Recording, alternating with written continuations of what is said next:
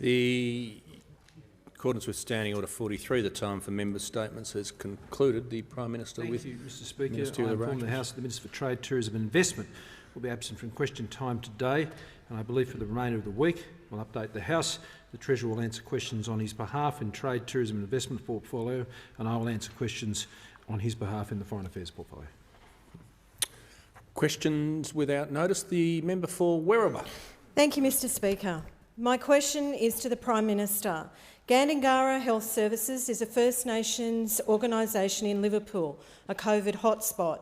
Gandangara's CEO says they've only been allocated around 40 vaccine doses per day, and we are being asked to fill a Grand Canyon-sized need with a handful of pebbles.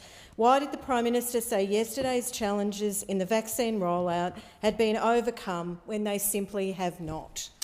The Prime Minister has the call. Well, thank you, Mr Speaker. And today, indeed just before question time, an additional 500,000 doses will be added to the some 4.5 million Pfizer doses that will be distributed over the course of September.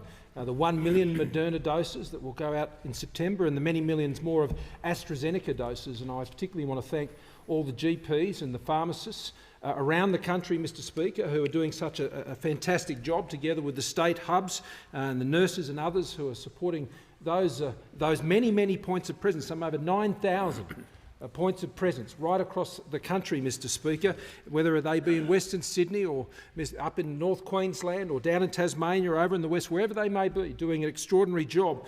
So much so that now, as we approach the end of August, 35% of our population aged over 16 has had 2 doses, and 58.7% have had their first dose. Importantly, very importantly, those aged over 70, 87.4%, our most vulnerable, have had their first dose, and 62.9% have had their second dose.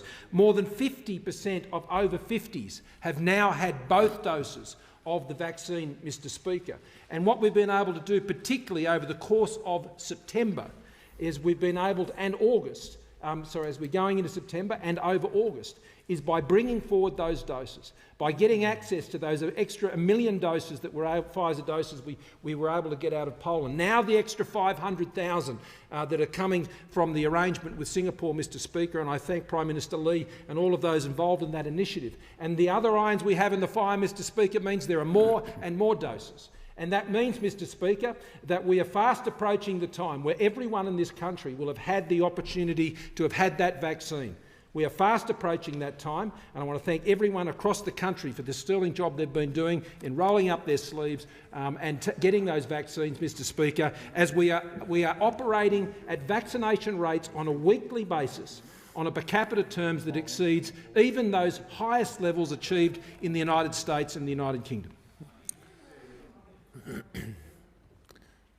And I call the member for Bass. Thank you, Mr Speaker. My question is to the Prime Minister. The National Plan will bring Australia through the COVID-19 pandemic by reopening our economy and ensuring Australians can live with the virus.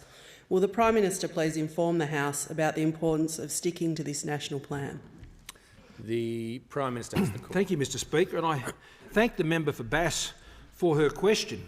And along with her and all Tasmanians, I want to thank Tasmanians for the great job that they've been doing, because they have the highest double-dose rate of vaccination in the country. Tasmania leads the way at 42%. I'm sure the member for Braddon is also very excited about that, Mr Speaker. 42% double doses in Tasmania. And in a state, Mr Speaker, where the level of COVID has been significantly below the more populous states, like New South Wales and Victoria and the ACT and indeed even Queensland, Mr Speaker. And yet in that state in Tasmania, they are doing an amazing job in maintaining very high rates, in fact the highest rate of double-dose vaccination anywhere in the country. And Mr Speaker, that is essential to the National Plan, because the National Plan enables Australia to live with the virus, not live in fear of it. And by doing that, Mr Speaker, we can move all of the country forward together. But we acknowledge, whether it be in the member's home state of Tasmania or my home state of New South Wales, Mr Speaker, or the Treasurer's home state there in Victoria, we're all starting from different places under this National Plan, but we're all heading to the same location. And that same location, that same destination, that same goal of the national plan is to connect Australians once again, all with each other, and to connect Australians with the rest of the world. And, Mr Speaker, that plan is about getting children back at school, Mr Speaker. It's about getting businesses open and ensure that they can stay open. It's about ensuring that we're getting Australians back in the hours, in their jobs, in their workplaces, Mr Speaker. It's about getting planes back in the air. It's about getting tourists back into towns and regions right across this country from one end to the other, and indeed enabling Australians to travel once again beyond our own shores. That's what the plan is achieving, because we know that the lockdowns are taking a heavy toll on Australians, on their well-being, not only on the economic well-being of this country, but even more significantly on the physical well-being of Australians and the mental health toll that we know that the lockdowns are imposing on the country. And that's why it continues to be so urgent that we move together as part of this national plan. Vaccinations, of course, are a key part of that plan. And I've already responded on the issue of 500,000 additional Pfizer doses secured in our dose swap arrangement with the government of Singapore. I thank Prime Minister Lee. I thank the Minister for Health. Also, Mr Speaker, the High Commissioner, another great Tasmanian, Mr Speaker, in Will Hodgman, our High Commissioner up there in Singapore, in putting this arrangement together, which gets September off as we enter it, as we spring into spring, Mr Speaker, with 500,000 doses of additional hope, courtesy of that arrangement, which sees our national plan advanced. And I give the call to the member for Barton.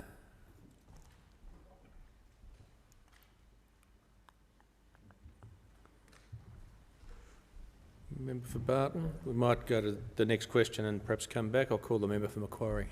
Thank you, Speaker. My question's to the Prime Minister. Is the Prime Minister aware that today the New South Wales Health Minister, Brad Hazzard, confirmed the gap between first and second doses of the Pfizer vaccine in Sydney will be spaced out to 8 weeks? Mr Hazzard said, simply, there is not enough Pfizer in New South Wales or Victoria for the people who are now wanting it. Why didn't the Prime Minister do his job on vaccines? The Prime Minister has the call. Mr Speaker, the decision to focus on first doses in New South Wales was a decision taken together between the Commonwealth Government and the New South Wales Government.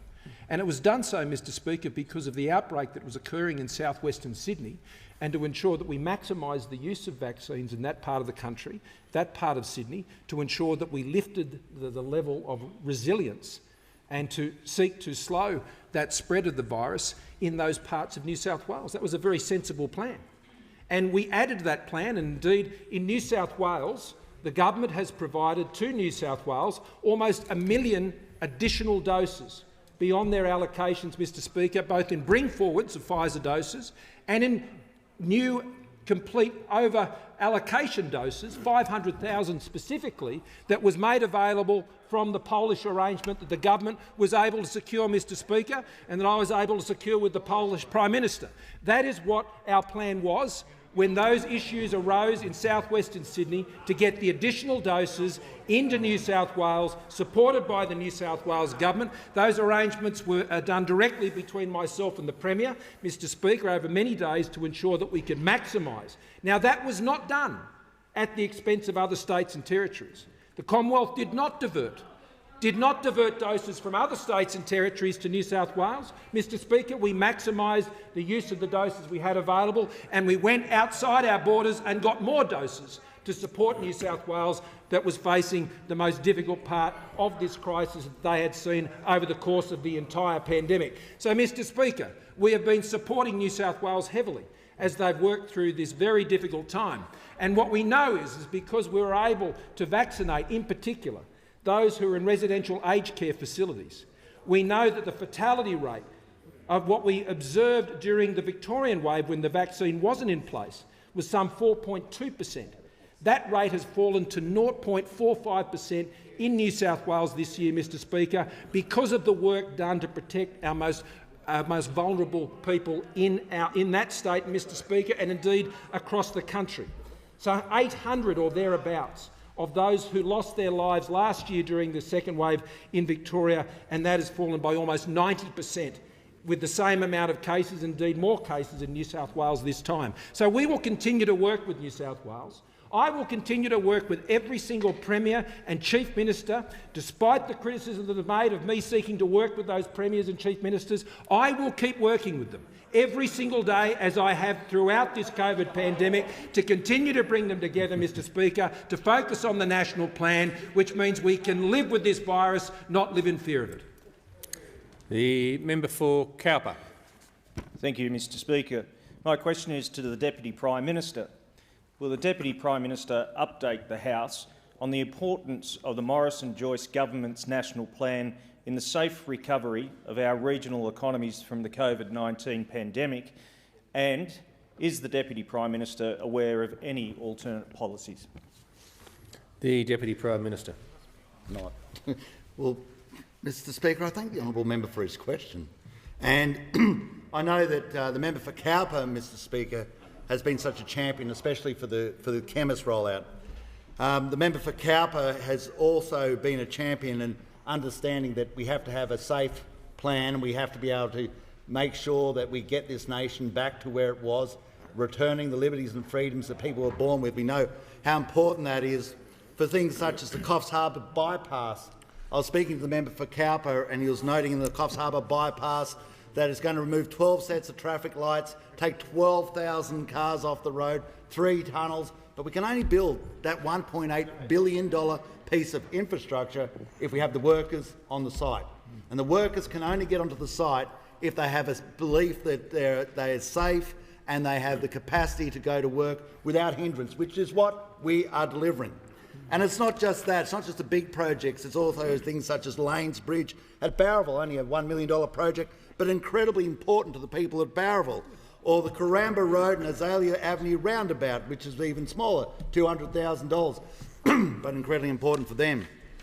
We note that in the work the member for Cowper has done in pursuing the purpose of getting pharmacies out, 921 pharmacies now, in 921 pharmacies are administering vaccines in regional areas. We've got 2,645 locations in regional areas are getting this. And this is having an outcome, not only in the member for Cowper's electorate, where we can see in Port Macquarie 60% of people, 67% of people have now received at least one inoculation, and in Belgium, as you head towards the hills towards my electorate, 64.3% have received one inoculation, and that is the case across the country. Whether it's in Walker, just up the road from me, 73.7% of people have received one inoculation. In Warren and Parks, 76.7% of people, and Gundawindi, 73% of people. Now, the member for Cowper also asked if I know of any alternate policies, and I don't. I don't. In fact, I turned on the Insiders on the weekend to listen to the Shadow Minister, the member for Hindmarsh, and his policy for the Labor Party going forward. And I don't know, do you guys up there know what the answer was? I don't. Did anybody here know what the answer is? I couldn't understand what the answer was because they have no alternate. They have no alternate policy.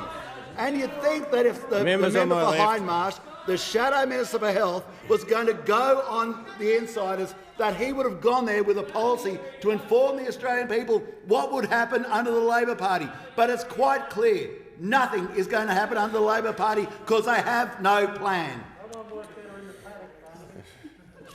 And I call the member for Oxley. My question is to the Minister representing the Minister for Agriculture.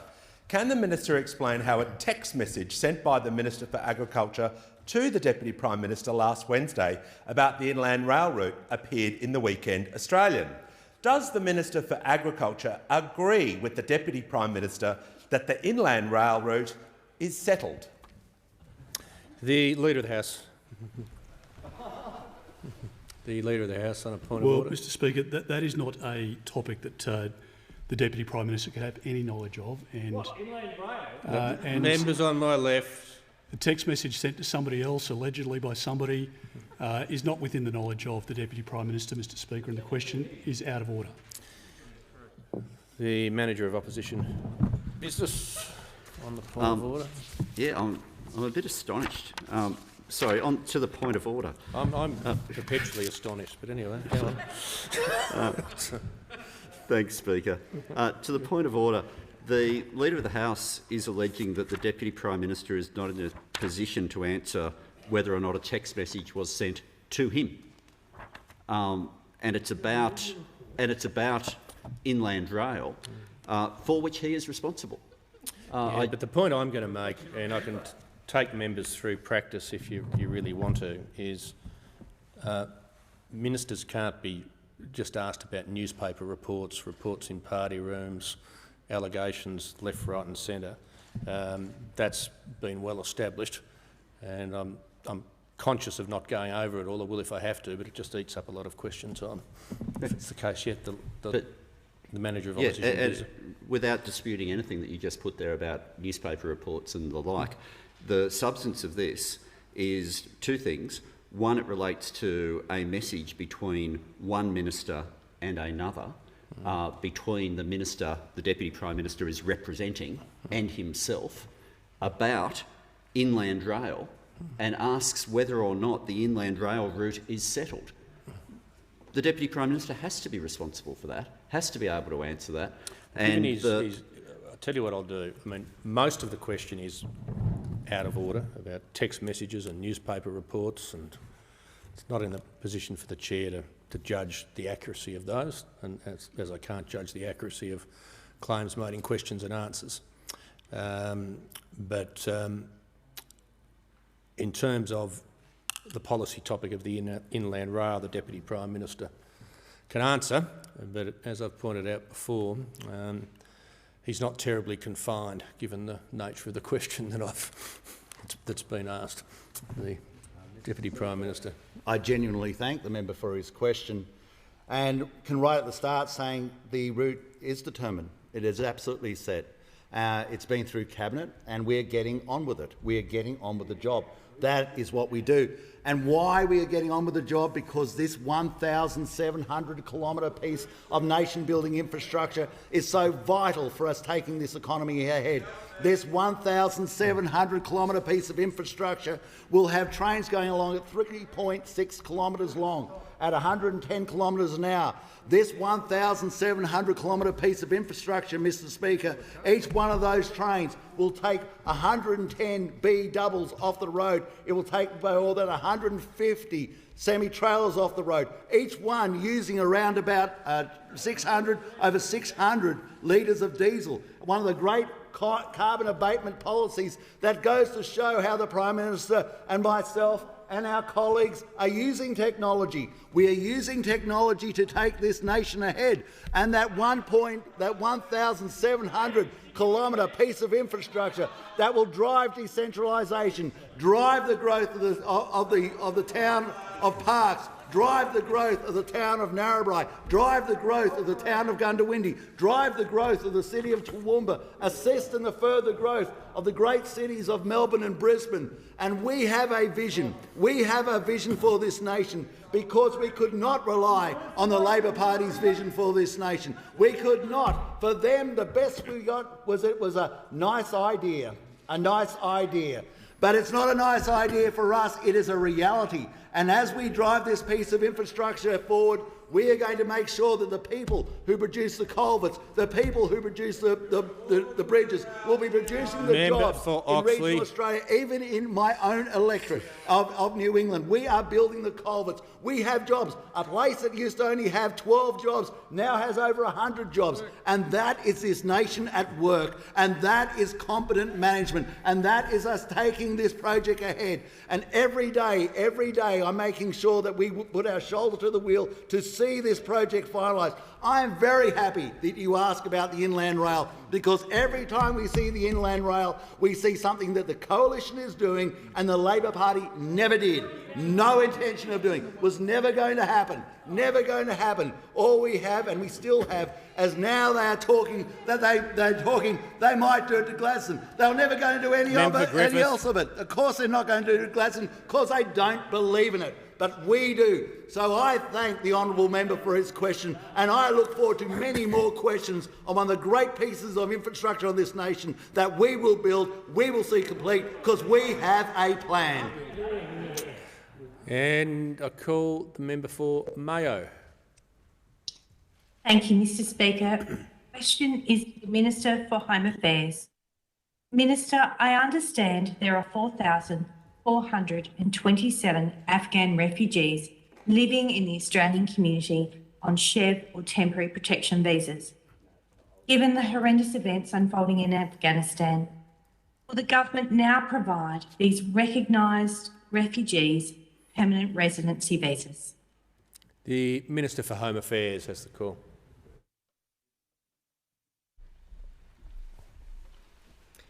Well, thank you, and I thank the member for her question, and I'm sure that she, along with everyone in the House and in this place, is very much aware of the significant needs of Afghan communities, whether they are remaining in Afghanistan or whether they are here in Australia. What I can say to the member, and I'm more than happy to continue this discussion outside this place today, what I can say to her is that particularly the Minister for Immigration, but both he and myself are working very closely with local communities here in Australia. We need to understand and come to terms with a range of issues in relation to those people who have been in Afghanistan and are either on their way to Australia or have just come here. We need to continue to do the work that is necessary with the Afghan community that is already within Australia. I can assure her that that work is underway. The Minister for Immigration is taking a leading role in that, and we will continue to do all that we can to support those people who are currently in Australia and who are on their way here.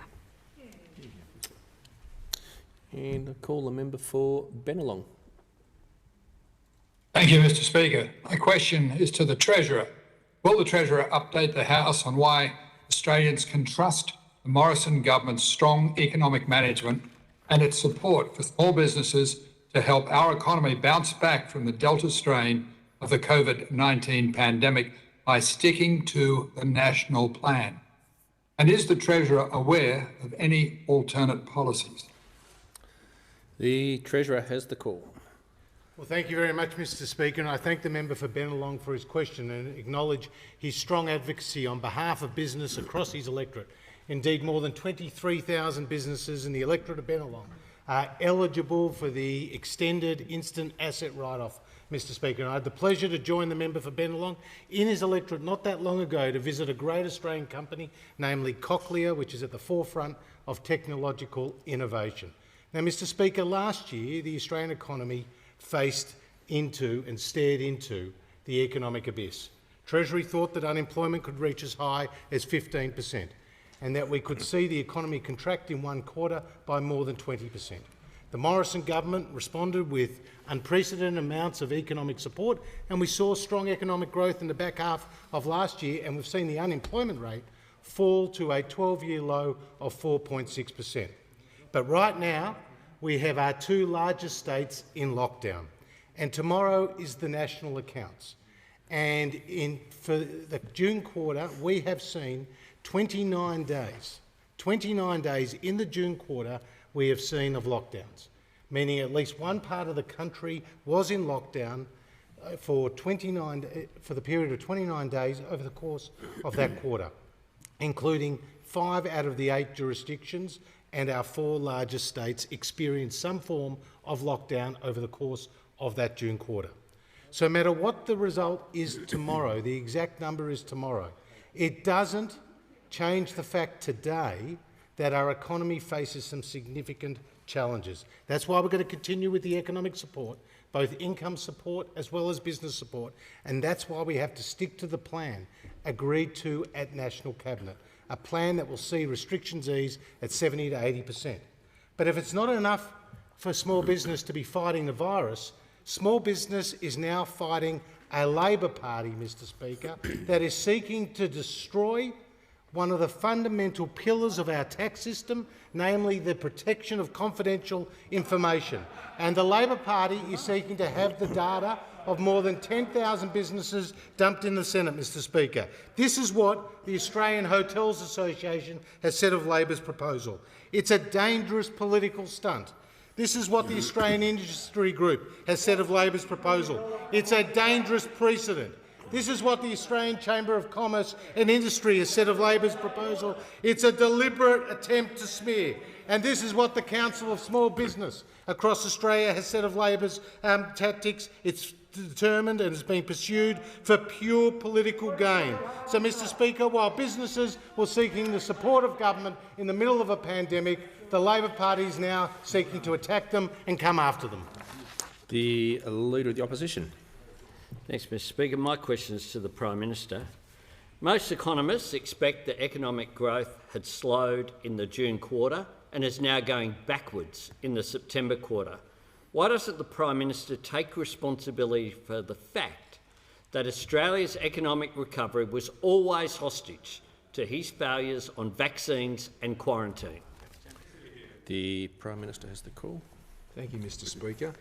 Australia is one of few countries in the world that, after the COVID-19 recession of last year, saw our economy grow back to a level higher than it was before the pandemic started, and that is before Delta hit, Mr Speaker, and saw 1 million people get back into work. Now, Mr Speaker, that was the product of economic policies that not only provided significant, in fact unprecedented, economic support both to individuals who had lost hours and indeed had been stood down through JobKeeper, Mr Speaker, but also through the cash flow boost and the many other measures that supported businesses to see their way through at a time, particularly last year, at the outset of COVID, when the uncertainty was at such a level that it was like looking into an economic abyss. And so the certainty that was provided by the government to step in with the single largest economic intervention in Australia's history gave businesses, gave families, gave individual employees the confidence to be able to get up the next day and see it through, and do it again day after day, month after month. And the product of that was 1 million people getting back into work, particularly women and particularly young people, Mr Speaker. And that is something that this government did at a time of great challenge to the nation, and we continue to do it. As we work through these most recent challenges, when we have a country that is beset by lockdowns, Mr Speaker, as a result of the Delta strain of the virus, that just doesn't affect Australia. It affects countries all around the world, including across the Tasman, in New Zealand, Mr Speaker, where they also fight this same challenge. And so as we go through these more recent months where the Delta strain of the virus is wreaking its impact, I tell you what will happen. We will get through it again. This government will continue to have the back of Australians and Australian businesses. We won't be going after them, Mr Speaker, like those opposite. We'll be there to support them. And we will continue to be there to support them. And with the national plan, Mr Speaker, as those vaccination rates, which are at world-leading levels, Mr Speaker, on a weekly basis per capita, Mr Speaker, with that, we will see the Australian economy come back from the challenges that it is currently experiencing. We will see that. How do we know that? Because we've done it once and we will do it again. And we have done it by supporting the ingenuity and the resilience and the determination of Australians and Australian business people. Mr Speaker, the people of this country have been through a lot, but I know that they will come through and they will be able to restore their livelihoods. They will be able to restore their lives. And the path to that is the national plan. And I call the member for Ryan. Thank you very much, Mr Speaker. My question is to the Minister for Health and Aged Care. Will the Minister please update the House on how the vaccine rollout is continuing to ramp up, highlighted by a record number of vaccinations being administered last week to implement the national plan? The Minister for Health and Aged Care. Thank you very much, Mr Speaker, and I want to thank the member for Ryan for his question. He is, of course, the son of a pharmacist, and proudly so. And there are now almost 3,000 pharmacies around Australia contributing to the vaccine rollout. They have already delivered over 311,000 vaccinations around Australia, and that's set to accelerate over the coming weeks particularly as the Moderna vaccine arrives in Australia and is added to the Pfizer and the AstraZeneca vaccine.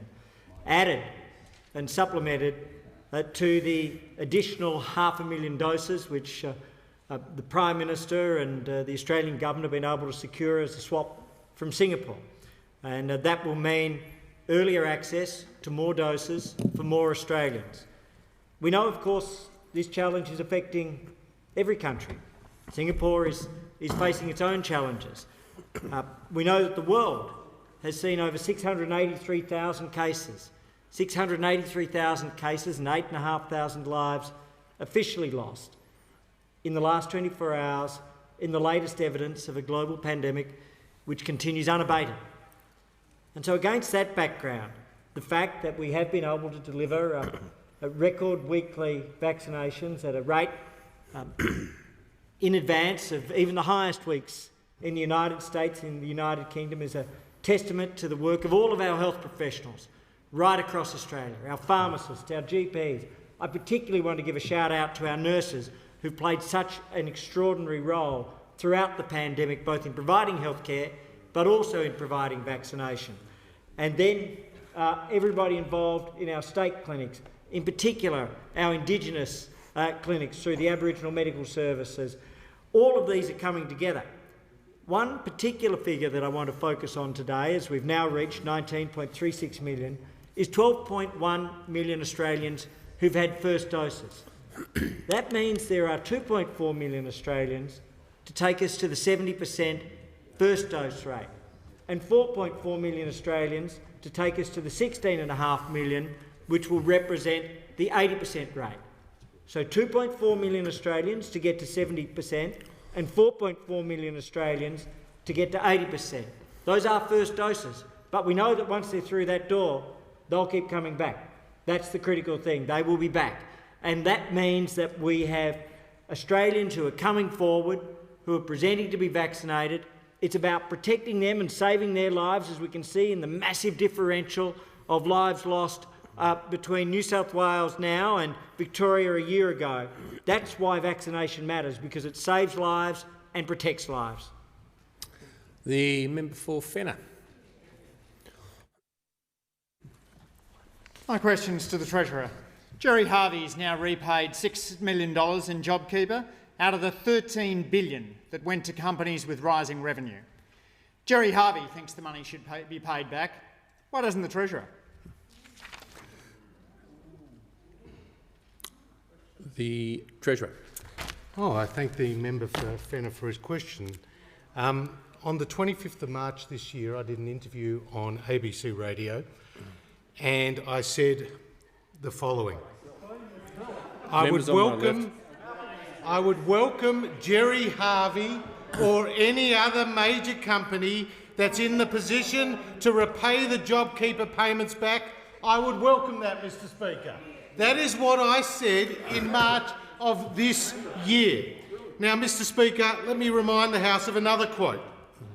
We've made it really clear for some time now that JobKeeper, which has been doing a lot of good in the economy, it's the reason that we proposed it in the first place.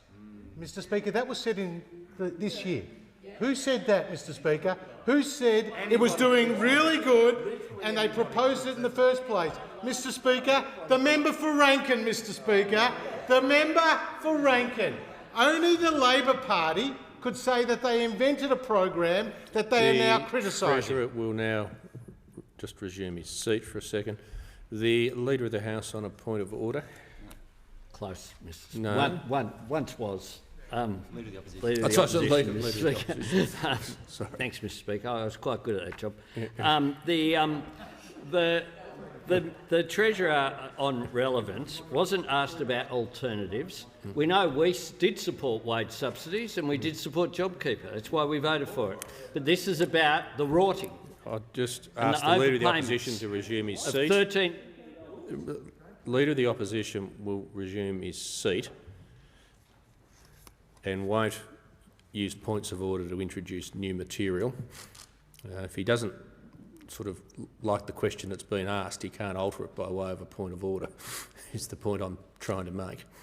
I do, though, just say to the Treasurer, this was a specific question, and I think he's been entirely relevant to it when he first got to the dispatch box, but it isn't an opportunity to range more widely on the topic.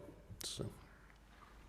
Well, Mr. Speaker, it is a good opportunity to talk about the importance and the success of the JobKeeper program, a program that was described as remarkable by the Governor of the Reserve Bank of Australia, a program that was described as well targeted by the Federal Treasury in a review they did in mid-last year, a program that the Australian Tax Office delivered it, in the words of the Australian Audit Office, and effective in managing risks, Mr. Speaker.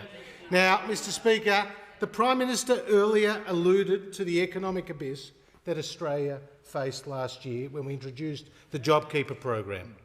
I want to point out to those opposite that business confidence fell by 62 points in March of last year, the largest single monthly decline and the lowest level since the survey began. But in the months following, business confidence increased by 17 points and then a further 26 points to May of last year. Over March 2020, consumer confidence fell by 38%, a record low for the index. The week following the announcement of JobKeeper, consumer confidence increased by 10 percentage points, and consumer confidence has continued to improve. Mr. Speaker, JobKeeper is perhaps the most remarkably successful economic support program this country has ever seen. And it's contributed to the strong rebound in the economy that we saw at the end of last year and the start of this year. I call the member for Herbert. Thank you, Speaker. My question is to the Minister for Defence. Will the Minister please update the House on how the Morrison government's significant investment in defence capability is keeping Australians safe and secure in a time of global uncertainty? The Minister for Defence. Thank you very much, Mr. Speaker. I want to say thank you very much to the member for Herbert, who, like all of those who have worn the uniform in our country's name, would be mourning the loss of the two soldiers who were tragically killed north of Townsville yesterday. And by way of update to the House, Mr. Speaker, two members of the Brisbane-based 7th Combat Brigade died following a vehicle incident at the Townsville field training area yesterday. The two men, one aged 29, the other a warrant officer 40, tragically lost their lives when the vehicle rolled.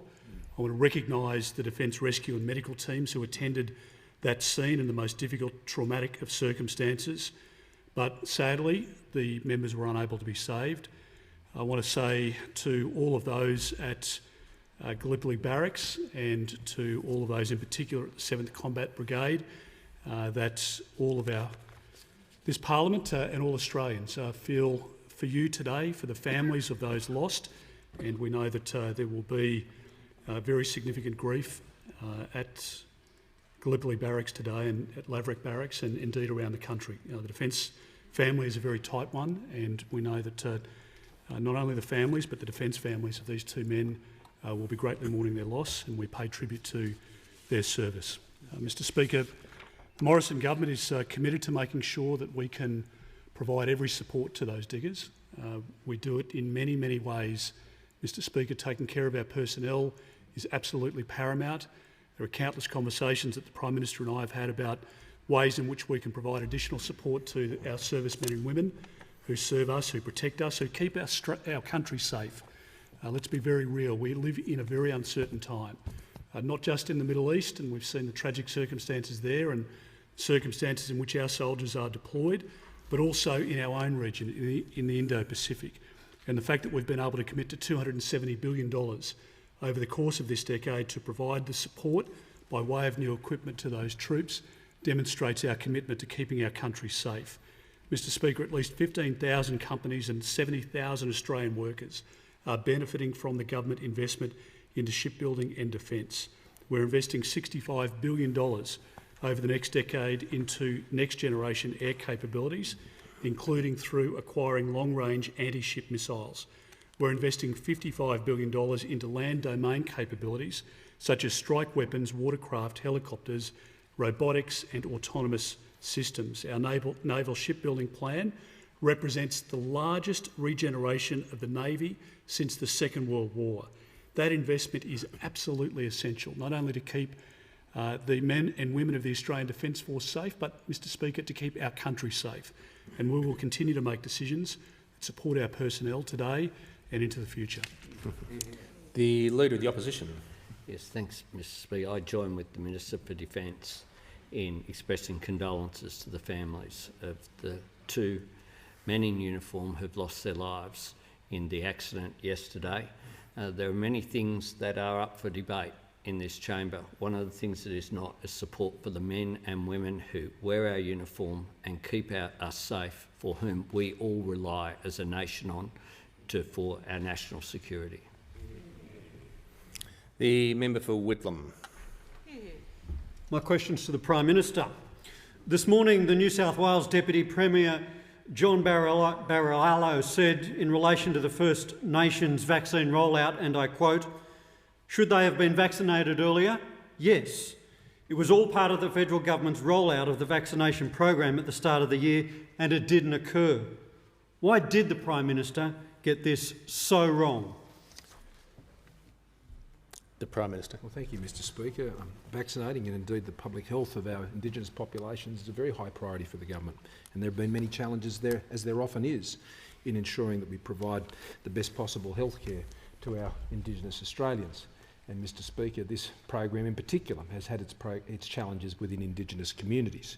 And the Minister for Indigenous Australians has been working very closely with Indigenous communities to address these issues. And so I'll ask him, Mr Speaker, to update the House on those matters. The Minister for Indigenous Australians. Thank you, Mr Speaker. In March of this year, AstraZeneca was rolled out to over 150 Aboriginal community-controlled health services to enable Aboriginal people to access them.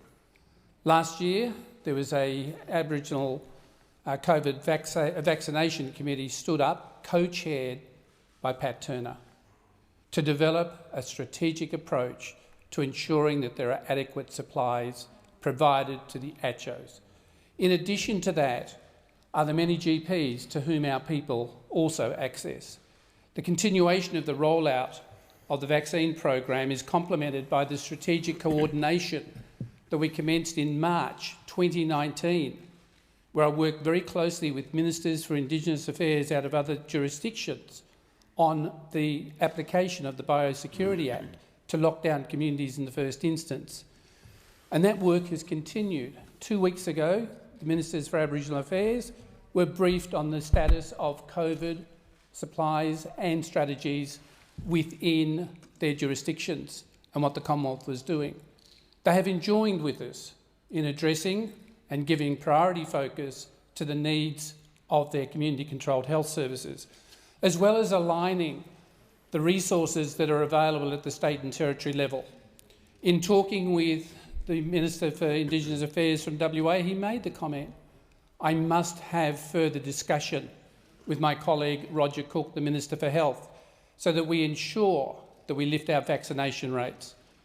I find it interesting when people talk about hesitancy not being an issue, because really what that is doing is saying that Pat Turner and I are deceiving you on what the community is saying.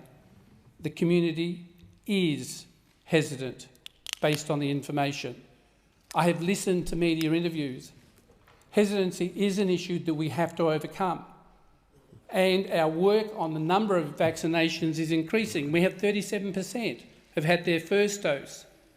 20.5% have had their second dose, so the numbers are increasing. We still have a lot of work to do. And so we will continue to focus on making sure people are vaccinated and safe. And I call the member for Robertson. Thank you, Mr Speaker, and my question is to the Minister for Home Affairs. Will the Minister please update the House on how the Morrison government is backing our national security agencies to create a stronger Australia and keep all Australians safe against those who would seek to do us harm?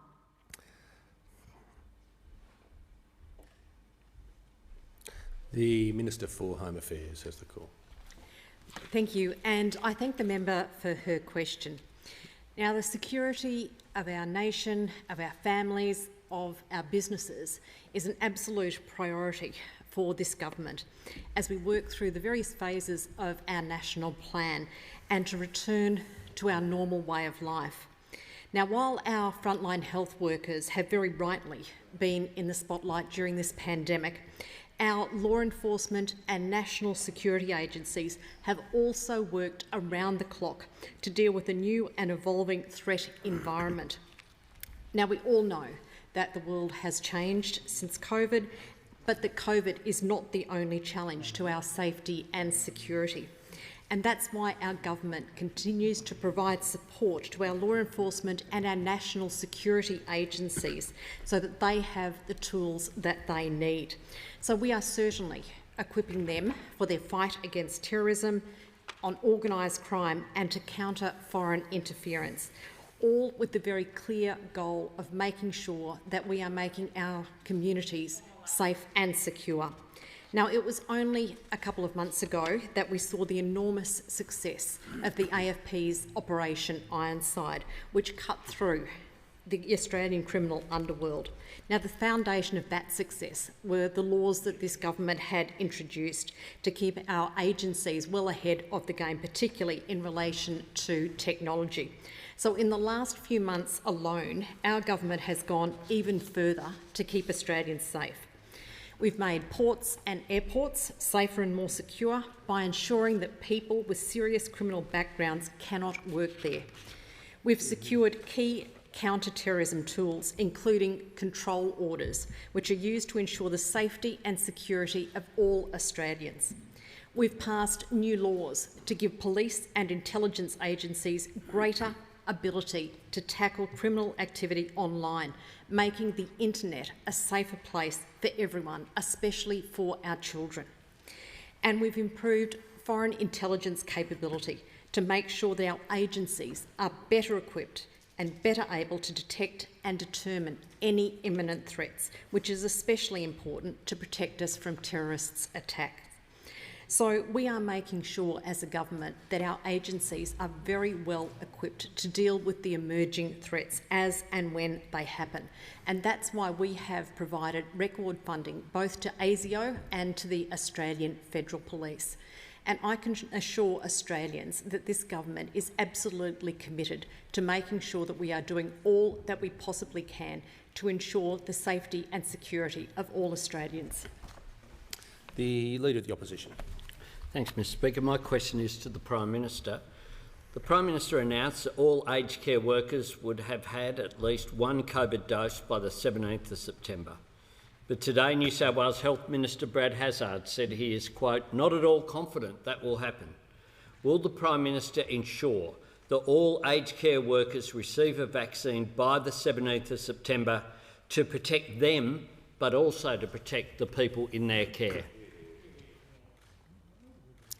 The Prime Minister. Thank you, Mr Speaker. The Minister for Health and Aged Care will add to this answer. I can confirm that aged care workers currently, first dose outcomes are 78.8% and second dose outcomes are 56.7%. Now, importantly, Mr Speaker, those they look after, aged care residents, first doses 89% and second doses 84.4%. The primary reason that we are not seeing the same level of fatality as we saw during the Victorian outbreak has been principally the vaccination that was undertaken as the top priority of getting to every single residential aged care facility in this country and vaccinating those residents. That alone has saved, we know, hundreds and hundreds and hundreds of lives. Hundreds and hundreds of lives. And I want to thank all those InReach teams that made it their priority to do that. There are still challenges with the InReach to reach all of those aged care workers. But General Fruin and his team continue to work diligently to that end, and I'll ask the Minister to add to the answer. The Minister for Health and Aged Care. Thank you very much, Mr. Speaker. And to add to the Prime Minister's answer, he's correct that two fundamental outcomes of the last year have been 89% of residents around Australia having been vaccinated, and we continue to encourage all of the families to ensure that they do give consent for their elderly residents to be vaccinated. It's just absolutely fundamental. Equally, we want to encourage every one of the aged care workers to take up the opportunity. Every aged care worker will have that opportunity. We have done what other jurisdictions have not, but which they are now considering with regards to healthcare workers. And on the medical advice, we did put in place a requirement that all aged care workers, unless they have an exemption, do have vaccination as a workplace requirement. What that has done, it has seen a skyrocketing of rates. So there has been a significant period of access since March for aged care workers. What we have done, though, is supplement that with a combination of general practice, pharmacy, state clinics, Commonwealth vaccination clinics, hubs, 39 hubs around Australia, and now in terms of the other channels that are available, we have the in-reach channels in particular. 1,000 on-site clinics at residential aged care facilities have already been delivered.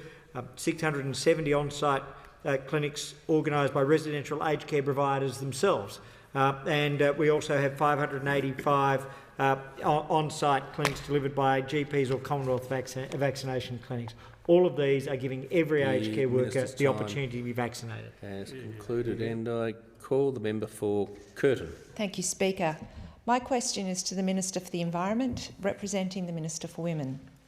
Will the Minister please advise the House on measures the Morrison government is taking to address the issue of women's safety, and how the upcoming National Summit on Women's Safety will progress the development of the next National Action Plan to end violence against women and their children?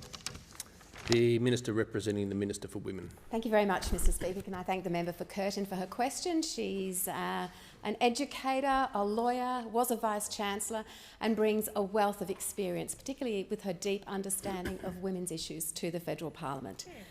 The Morrison government is absolutely focused on making Australia a place that is free from violence against women and their children. And we demonstrated our commitment to this in the 2021-22 budget, where we made the largest ever commitment to women's safety, $1.1 billion. And the upcoming Women's Safety Summit on Monday and Tuesday of next week has roundtables later this week on Thursday and Friday. I look forward to participating in those. It's a crucial part of developing our next steps. The roundtables will have full and frank discussions with stakeholders who work on the front line, with people who understand how we need to build the system for the victims, for their children and for the future. The summit will give us an opportunity to shine a light on the terrible violence that women and families from all walks of life experience. It will discuss key issues for women's safety, including financial security, policing and justice responses, sexual violence, and the often unique challenges facing, for example, migrant communities, Indigenous communities, rural and regional Australians. Now, breaking the cycle of violence and offending by perpetrators has to be a key focus. And that's why programs like the Coordinated Enforcement and Support to Eliminate Domestic Violence program, the CEASE program, which was announced by Minister Ruston in the other place, are so important. Protecting women and children from violence is not just about providing emergency interventions and justice, but it includes critical intervention, prevention, changing behaviour, so that we can hold perpetrators to account but prevent repeat offences. The CEASE program will ensure justice pathways and, in certain low-risk instances, rehabilitation and drug and alcohol treatments. Every instance of family and intimate partner violence is different and complex. As I sat in the Downing Centre local court on DV listing day a few months ago with the Women's Domestic Violence Court Advocacy Service and listened to victim survivors seek justice and the best outcomes for their families, the need for high-risk offender targeting and low-risk diversion programs that support victims became apparent. So I look forward to this trial announced by Minister Ruston, and of course it's just one part of our very coordinated response to women's safety. The summit is just so important as we develop the next national plan towards ending violence against women and their children. And along with other ministers in the other place, I look forward to updating the Parliament on the outcomes of the summit and the next important steps the Morrison government intends to take. The member for Newcastle.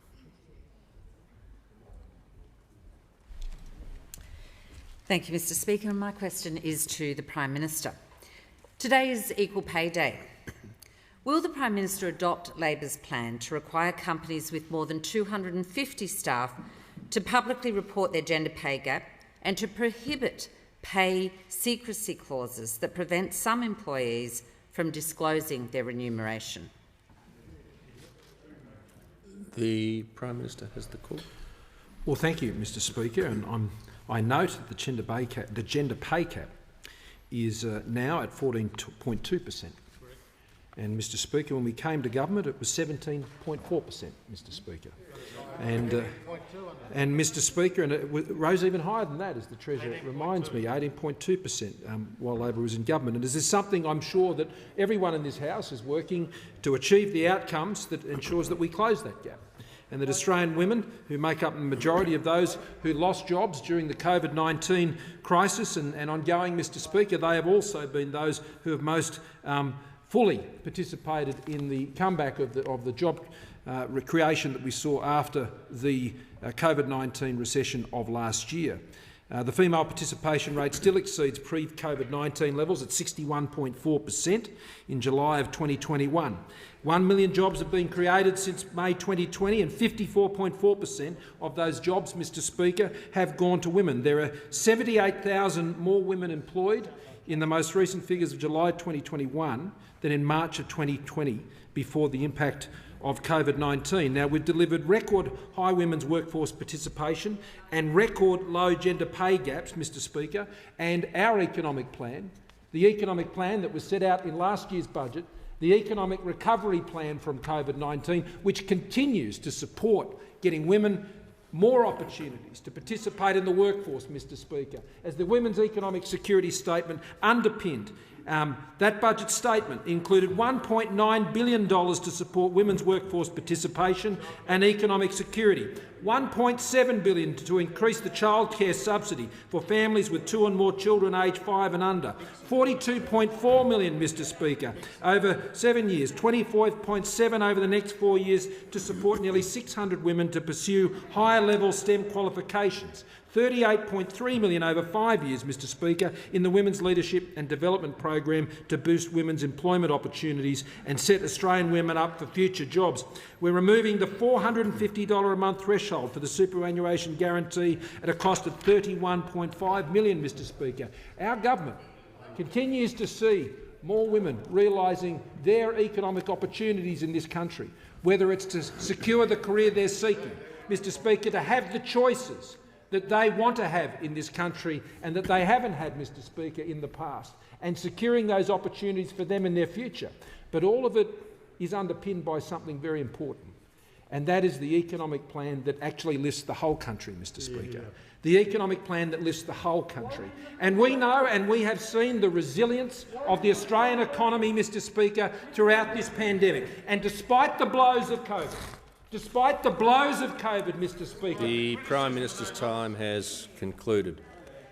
The member for Flynn. Yep.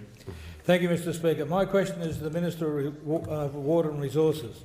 Will the Minister update the House on how the Morrison-Joyce government's commitment to sticking to the national plan will help sectors like the resource sector safely reopen, and what opportunities exist for communities such as mine and Flynn? Is the Minister aware of any alternative policy approaches? The Minister for Resources and Water.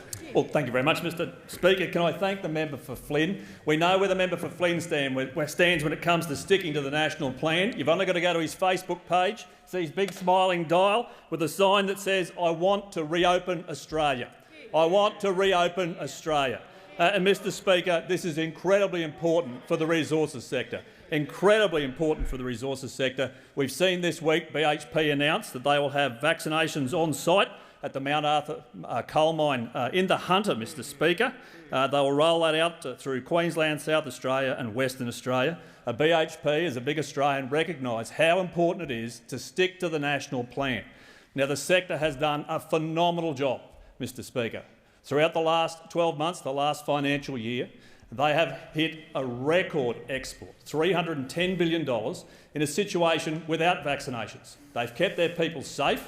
Up until very recently, there hadn't been a single outbreak in a resources site. That has meant they've continued to contribute to our economy. They've actually put on tens of thousands of jobs, not gone backwards, and they know how important it is that we stick to the national plan, Mr Speaker. But I am asked about alternatives. Now, the alternatives, Mr Speaker, are very straightforward. It is forecast that $344 billion worth of economic activity will occur this financial year. The alternative to that policy is to not stick to the national plan and not deliver that economic boost and increase. We have put on tens of thousands of jobs last financial year. There will be tens of thousands of jobs this financial year to hit that target of $344 billion. The alternative policy is to not support the national plan, not deliver more jobs, not deliver more economic activity. Now, Mr Speaker, we know those opposite are confident in an each-way bet. They need to be out there publicly supporting the national plan because it is important for our country. It is important for our country, Mr Speaker. Now, we know that there are other options, and the other options include saying to the resources sector employees, thank you so much for what you've done in the last 12 months. Terribly sorry about the fact that you've been out there, sometimes away for weeks, sometimes away for months. But if we don't stick with the national plan, that will continue, Mr Speaker.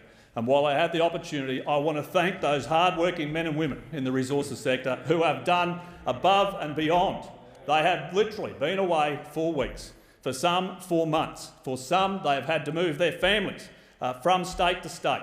We cannot continue to add to our economy through the resources sector if there are continual lockdowns. If we stop borders, if we continue the closures, we have a large fly-in, fly-out workforce. They are necessary and essential for the operation of the resources sector. Sticking to the national plan delivers for our country, delivers for our economy, delivers for the hard-working men and women, and they deserve a break, Mr Speaker.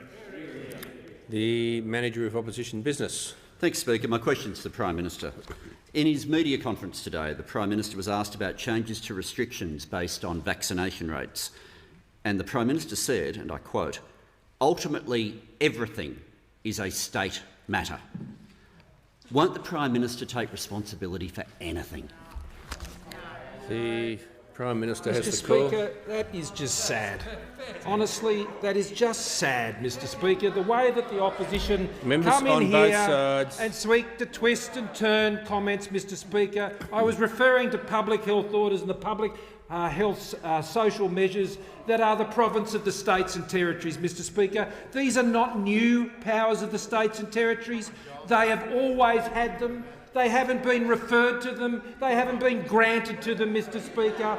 They are the responsibilities that states and territories have always had, Mr Speaker. The opposition needs to grow up. Prime Minister has indicated he's completed his answer. And I call the member for Stirling. Thank you, Mr Speaker. My question is to the Minister for Defence Industry.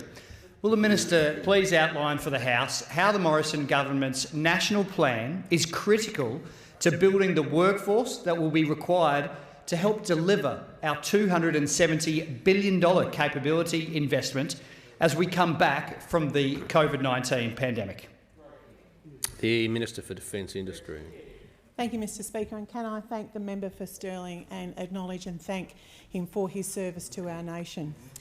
Mr Speaker, repeated lockdowns and border closures continue to place challenges on Australian businesses, including our Australia's defence industry. Defence industry relies on the free movement of key equipment and personnel across states and territories. So any impact to that supply chain clearly has an impact when we're talking about the development of our defence capabilities. Mr Speaker, over the last 18 months, my priority has been to keep the wheels of defence industry turning. A big focus with industry to make sure they're building up their skill set and their critical workforce. Since late 2020, more than 60 small and medium-sized Australian defence industry businesses have shared almost $4 million in grants through the Skilling Australia's Defence Industry Program. This is a grant program that supports businesses to upskill and retrain their employees so they have the skills to make sure our Defence Force gets what it needs. Mr Speaker, our government recently launched the Defence Industries Pathway Program. This is a $10 million pilot investment to provide trainee placements for WA school leavers to build skills and experience and qualifications with shipbuilding companies in Henderson, WA. Mr Speaker, I want to acknowledge that this particular traineeship is not possible without the cooperation of West Australian shipbuilders. So I just want to thank them for that. 40 trainees have already commenced their journey, and there'll be another 80-odd trainees that will continue throughout the rest of this year and also next year. I did have the opportunity to meet a number of these trainees down in Henderson in July, and can I tell you how excited they were to be able to taking their first steps to be able to be a part of a very exciting shipbuilding industry. Mr Speaker, the program is laying the foundations to build our Australians' workforce to make sure we can deliver on our $270 billion investment in our defence capabilities. And the key to building on this success, Mr Speaker, is the National Plan, announced by our Prime Minister and endorsed by the National Cabinet. And this plan has given our defence industry a tremendous boost, Mr Speaker. And at the heart of the National Plan is to accelerate and roll out our vaccination rates right across the country. And I think we're all immensely proud in this House for the way the Australians have been rolling up their sleeves and just doing their bit to get their jab. As of yesterday, more than 19 million COVID vaccines have been given to Australians. Mr Speaker, I want to give a shout out and acknowledge regional Western Australians who are doing their bit to help us with the National Plan. Many people, most of them live in the seat of Durack, but also in the seat of O'Connor as well. They have to travel hundreds and hundreds of kilometres, many of them, to get their vaccine. They are doing their bit, and I just want to tell them that our nation is incredibly grateful for them doing their bit. The member for Griffith. Thanks, Mr Speaker. My question is to the Prime Minister. I refer to reports the Secretary of the Department of Health wrote to intensive care doctors on Friday, asking them whether they think the health system can deal with an influx of COVID patients. 18 months into the pandemic, why has the Morrison-Joyce government waited until now to check whether the hospital system is coping?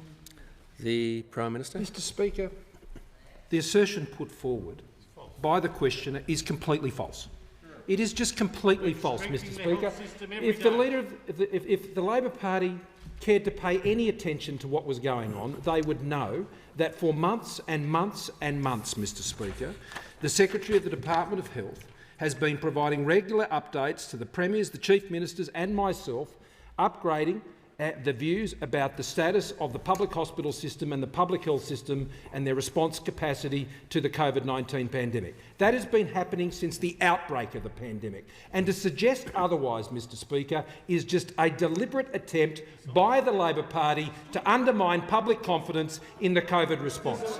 Mr Speaker, that is becoming a very regular theme from the Labor Party, to undermine the response. They're for and against JobKeeper, Mr Speaker. They undermine the economic measures. They undermine the serious investment made by the Commonwealth, some $6 billion to support public hospitals, Mr Prime Minister will resume $6 billion. seats. The Manager of Opposition Business on a point of order. Yeah, Mr Speaker, there have been many questions today that have asked about alternative policies, but this is not one of them, on direct relevance. Yeah, I'm listening to the Prime Minister. The question was specific. He certainly addressed it, and I have, as I often do, allowed a little bit of latitude for some context, and I think the Prime Minister's probably done that. The Prime Minister. Since the beginning of this pandemic, we've been working with the states and territories to bolster the ICU capacity, the flexibility within our hospital system, the ability to move staff and resources around the country to respond to the needs that may present, Mr Speaker, and indeed may well present in the future. Because what we know about COVID is very uncertain. There are new strains, and we need to be prepared to respond, and that is exactly what's occurring, Mr Speaker. And the Secretary of the Department of Health has been tasked again to do even further work on that, because that is part of the national plan. The national plan seeks to put in place vaccinations at 70 and 80% to the move to the next steps, and that is supported by a number of other important measures. There's the testing, the tracing, the isolation and the quarantine. And as we move into Phase B and Phase C, home quarantine will be very important, because home quarantine is what allows Australians to travel again and return and get more Australians home. And the way TTIQ works in Phase B and Phase C is what is being worked on together. In addition, Mr Speaker, there is the public health social measures that need to be kept in place at low levels to support the higher levels of vaccination to ensure that Australians can live with this virus. And there is also the essential support that is necessary to bolster our public health system.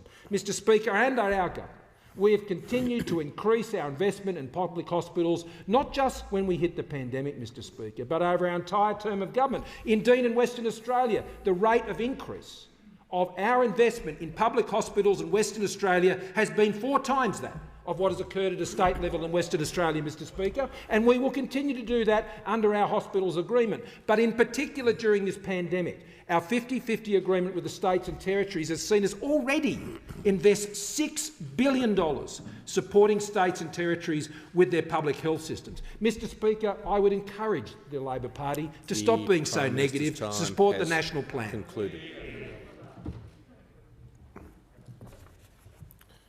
And I call the member for Barara. Thank you, Mr Speaker.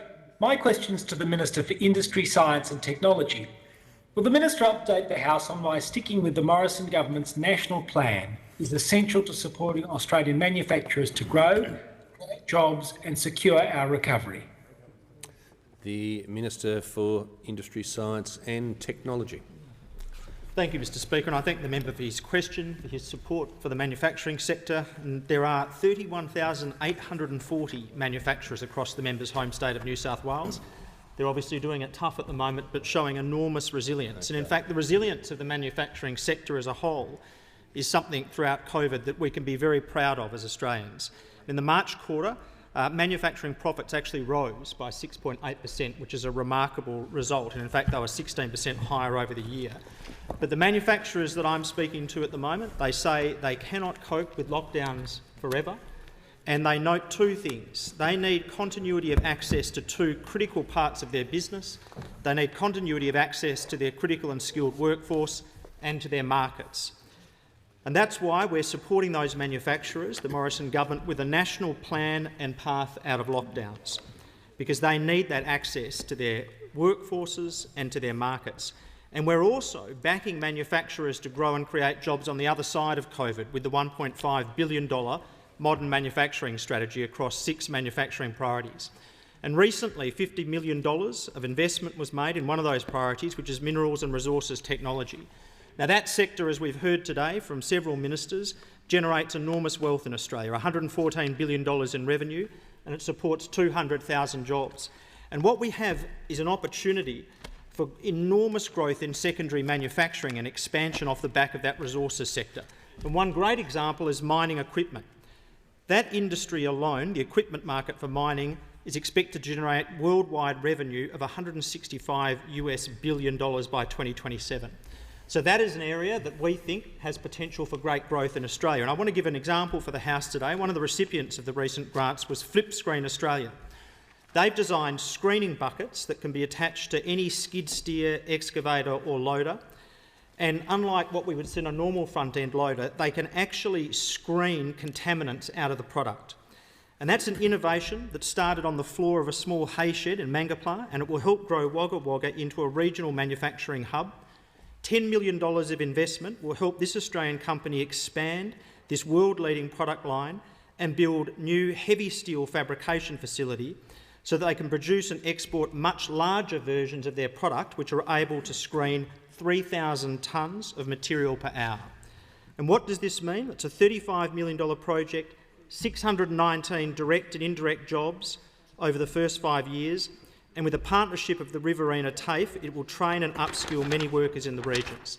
So what our manufacturers are saying is that they need a clear, consistent and secure and known path out of lockdowns, and that will help them, with grants like this, grow on the other side of COVID and produce a boom in this sector for our economy. The Prime Minister. Thank you, Mr Speaker. I ask that further questions be placed on the